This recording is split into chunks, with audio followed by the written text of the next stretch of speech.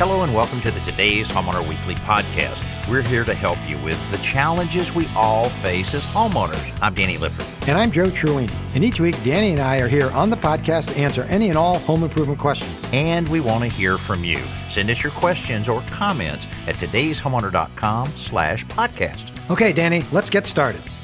Today's Homeowner Podcast is brought to you by the Home Depot. How doers get more done.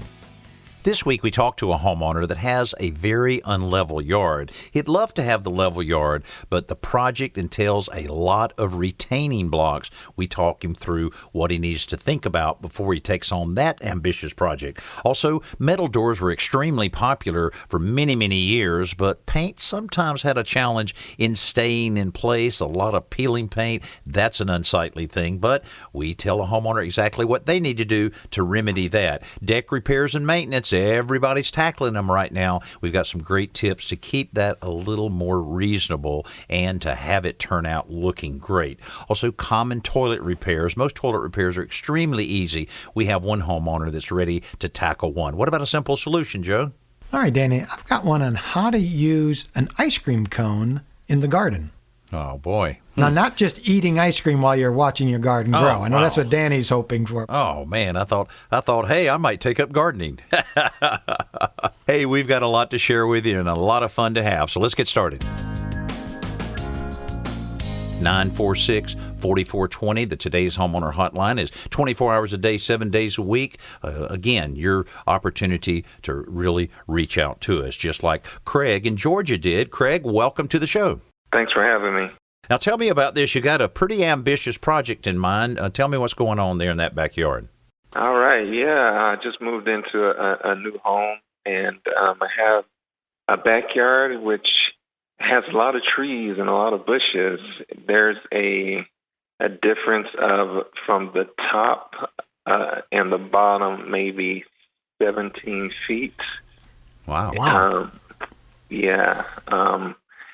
But it extends for about 70 to 80 feet. So just trying to figure out how I can maybe transform this backyard, maybe put a retaining wall in the back. Okay. So just looking at go ahead. Well, I tell you, a house that I lived in that I sold recently that I'd lived in for almost 30 years was built on a lot that from the front of the lot to the back of the lot was a difference of 27 feet. Oh, uh-huh. And so I terraced and I know all about retaining walls, and I really made it a very nice, comfortable house, even though I got tired of a lot of the stairs that were associated with it. But when you're talking about, and you know, another thing that I see, Joe, you see these. I was up in Birmingham, Alabama recently, and it's a fairly hilly area there.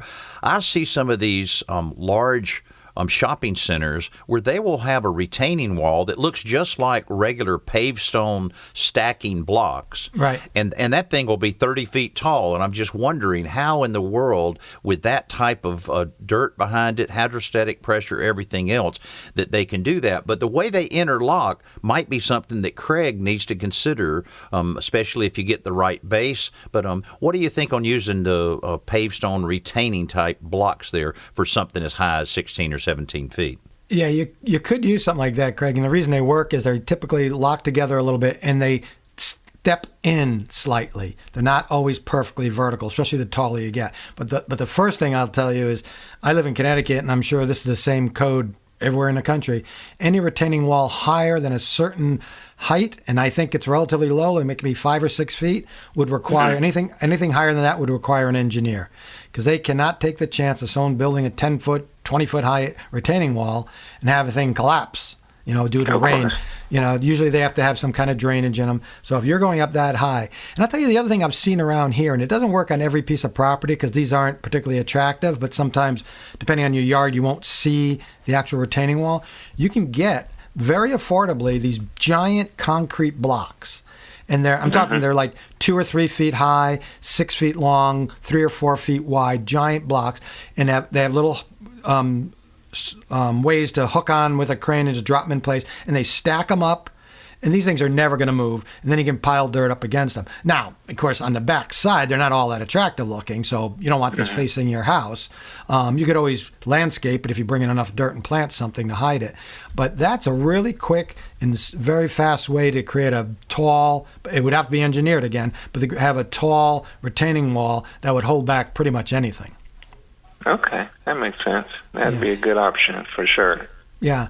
Once you see these, you'll recognize them because you see them around all the time. I see them here. I see them on farms, or they're building, like they dig a big trench and they line it with these blocks so that they can build a barn on top of it or just keep livestock in it, something like that. Okay. That's a pretty ambitious project, Craig, but you're doing the right thing and doing a little research before you jump out there and start digging a trench. Exactly. What's the cost range, do you think, I should be expecting for a project like this?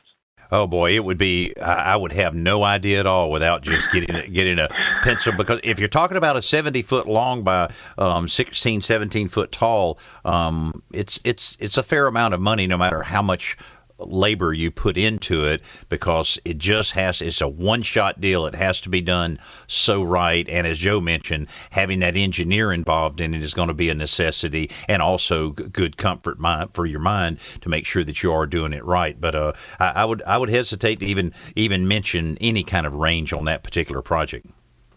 Okay. All right. Well, thanks for your input, guys. Okay, our pleasure, Craig, and thanks so much for being with us on the show today. All right, take care. Hey, over the last few weeks, we've been telling you about the benefits of basement living space, and we've been working with our friends at Bilco to give you some of these tips. If you have that space underneath your house, you certainly will want to, listen in. Now, if you live on the East Coast or in the Midwest or the Pacific Northwest, you certainly are familiar with basements, but, you may not be aware of all of the benefits that come from using these areas as living space.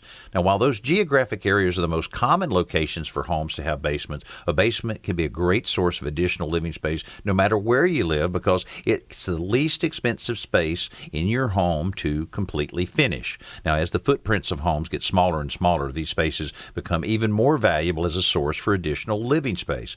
Plus, that extra usable space can also increase the value of your home once you complete it. So you don't think of a basement just for laundry areas and storage. That additional square footage is great for living rooms, family rooms, game rooms, or maybe even an additional bedroom or two. That may be also particularly important if you have millennial children moving back in to live, which is quite a trend these days. Also, you're finding yourself working from home a lot, so a basement is a perfect location for a home office. Really, any space that you would have on the first floor can now be part of your basement. However, if you're going to use the basement for living space, it's important to make sure the space is up to code and has emergency egress. That means there's got to be a way of getting out without going through the first floor. Now, some of the best ways to do that is adding basement doors and window wells that meet the code. So make the most of the space you have and do it the right way. These tips brought to you by Bilco, the leader in basement access products. To learn how to get more out of your basement, visit Bilco.com. Let's go right to the phones, Joe, and talk with Sandra in Missouri. Sandra, welcome to the show. Thank you. Tell us what's going on there around your house. I have a front door that is metal, but it's covered in vinyl that, because of the sun exposure, the vinyl started peeling off, and it's a perfectly good door. I would like to know if I can strip that vinyl and then paint the metal. Okay, so Sandra, if I understand this correctly, it's a metal door, but the entire surface of the door is covered in like a skin of vinyl? Yes. I'm not sure I've ever seen that.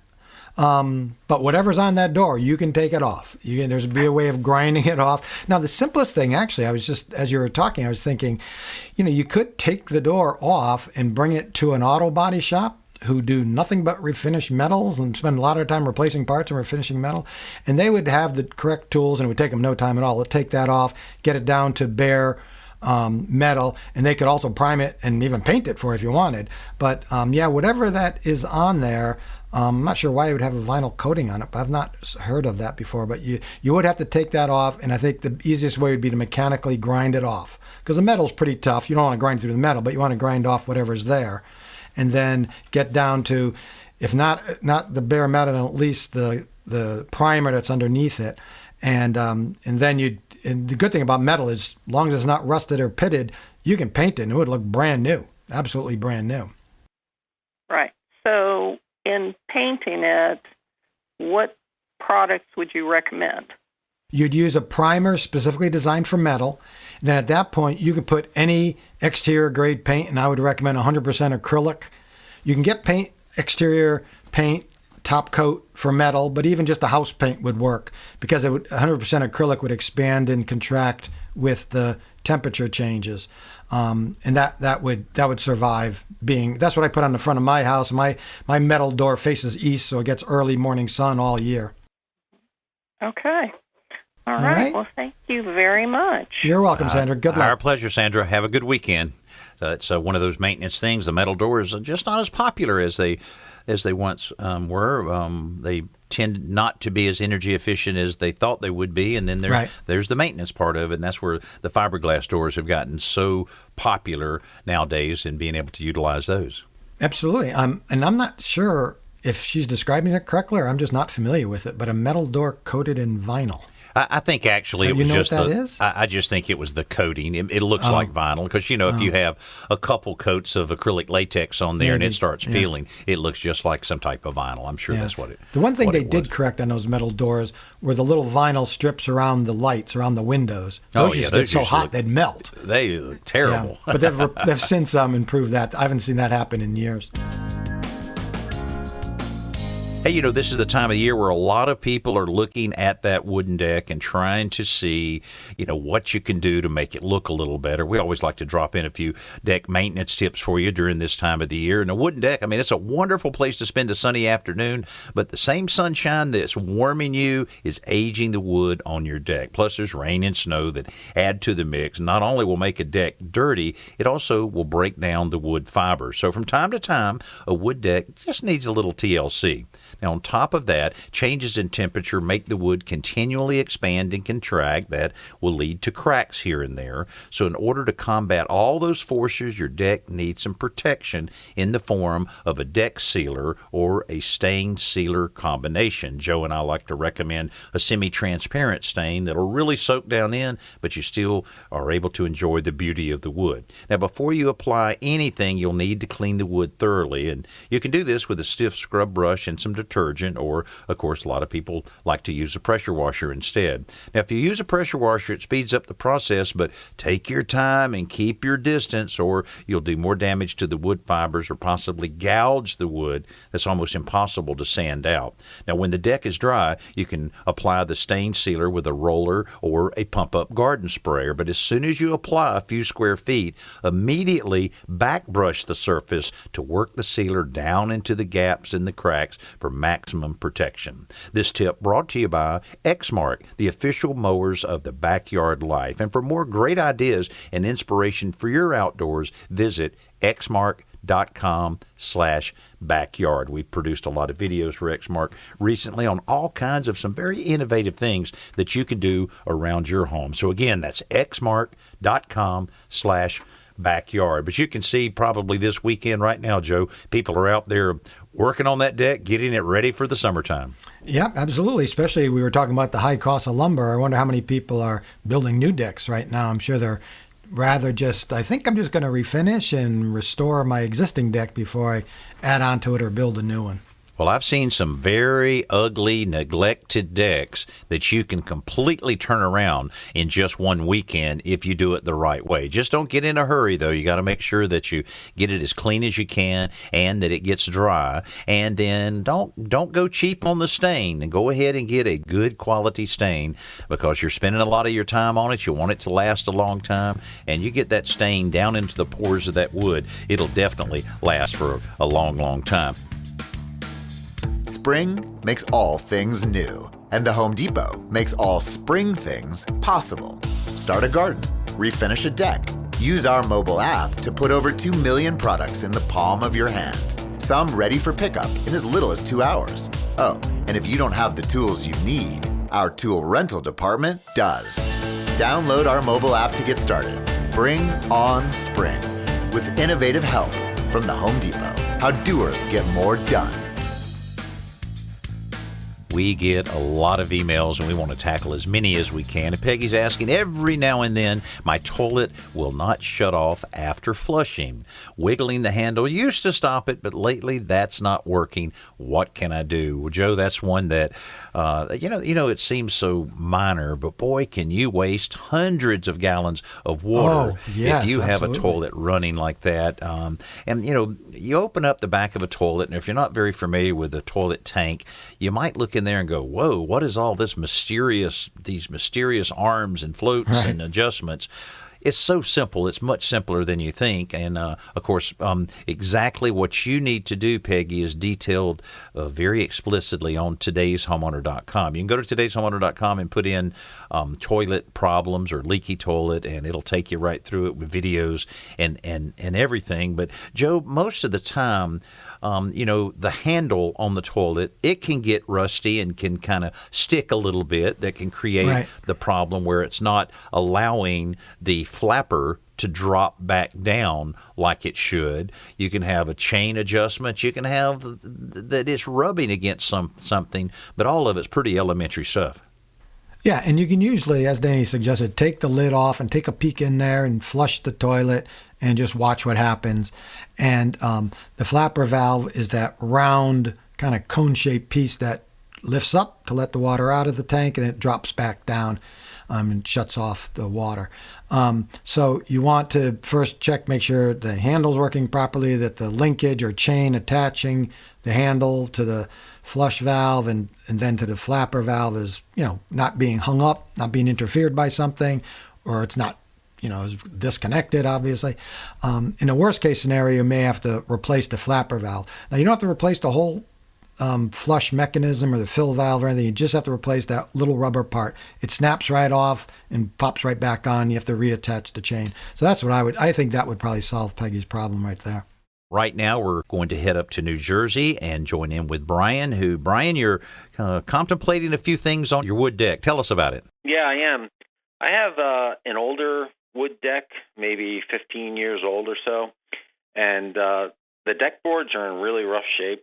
Some of them are splintering, some of them are warping, and I'm wondering if I can replace the deck boards without having to build a whole new deck, and if yes, what are some of the best ways to remove the old ones, and what are my options for replacing them with?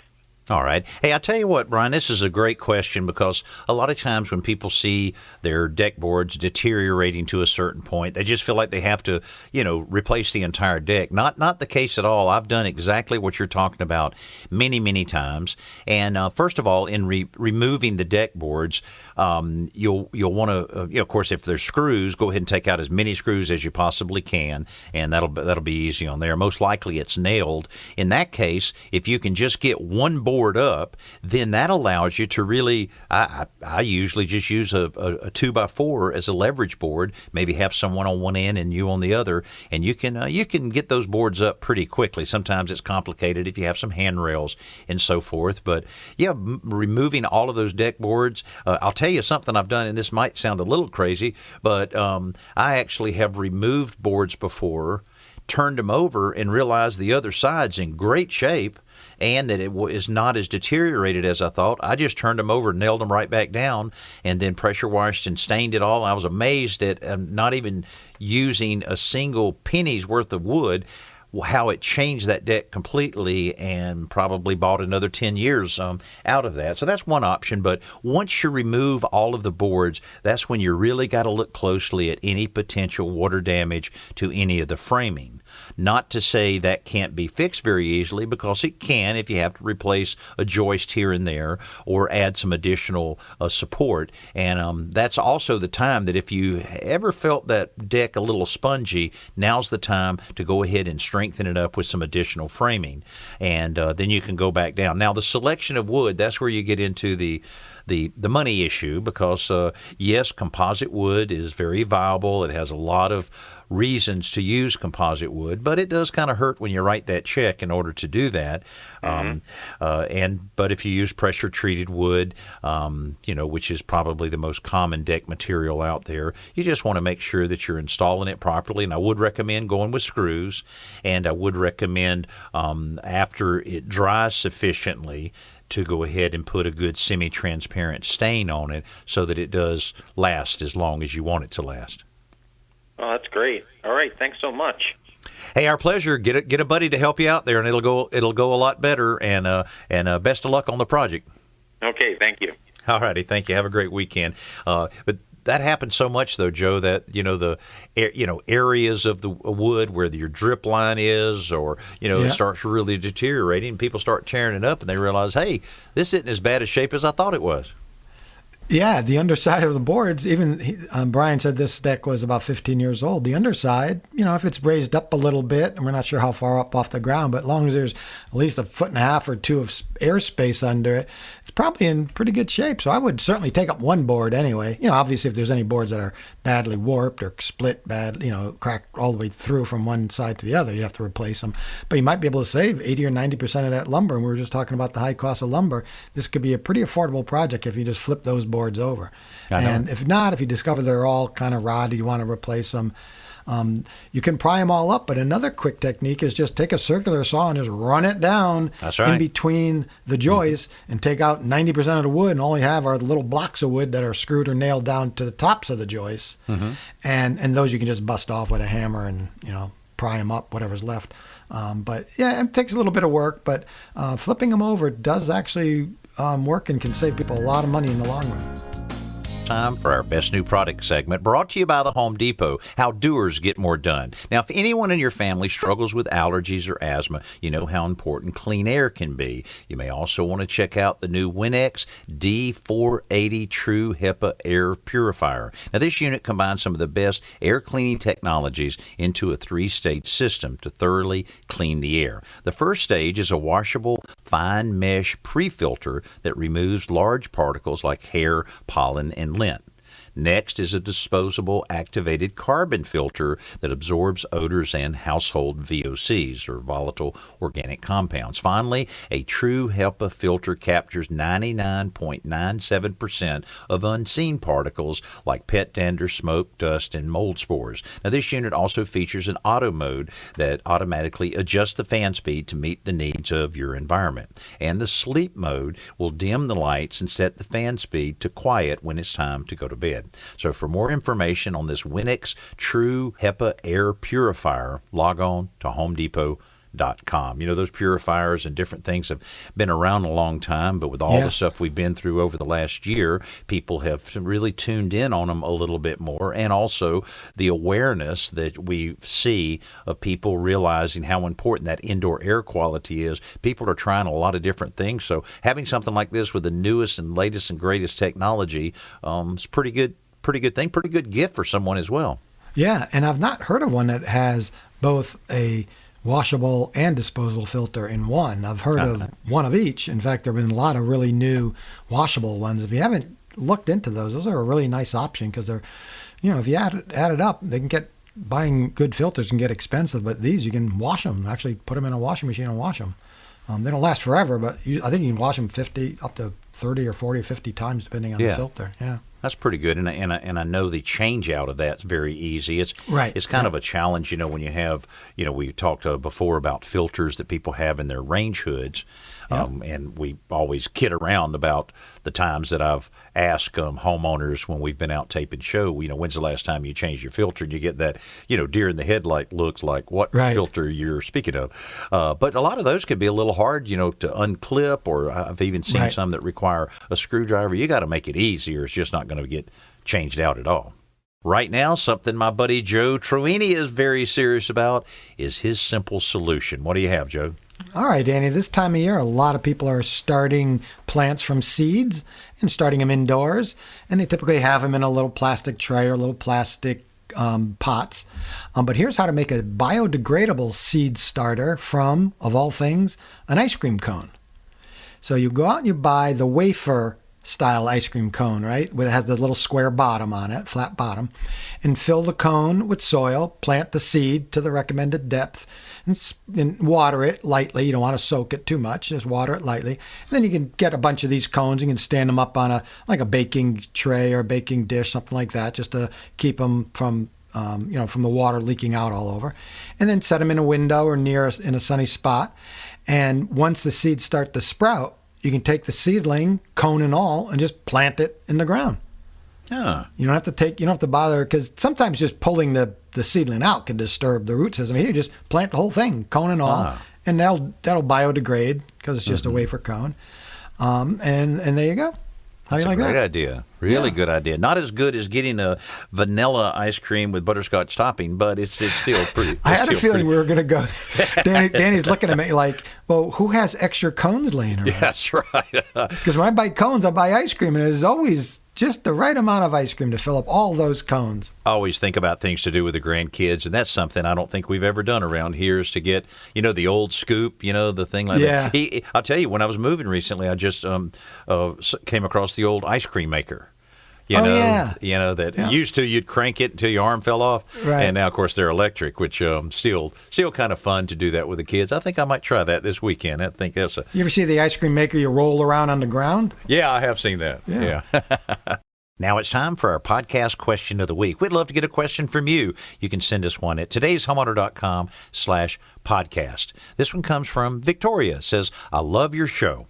I need to replace our 38-year-old concrete septic tank. Should I go with concrete again or possibly fiberglass? Which of these would be the best and which would be the worst? Thank you so much, Victoria. Well, there's a lot of information out there about that, and so the concrete ones are, I wouldn't say they're obsolete. A lot of the old-time guys still insist on using those, but it only makes sense that the fiberglass one would most likely be less expensive.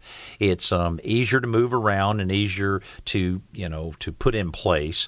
And I'm not real sure, Joe, I don't know what you think on that, why you wouldn't use a fiberglass one, because, the concrete ones they are really heavy, and maybe they even settle a little bit more. I'm not real sure. Yeah, when I built our house, I guess it's 25, 27 years ago. First of all, the fact she got 38 years out of a concrete tank is pretty surprising. Right, yeah. But we put in a concrete tank because that's what the installer was using, and most people put in concrete tanks. And after, I guess it was maybe 20 years, it just rotted away.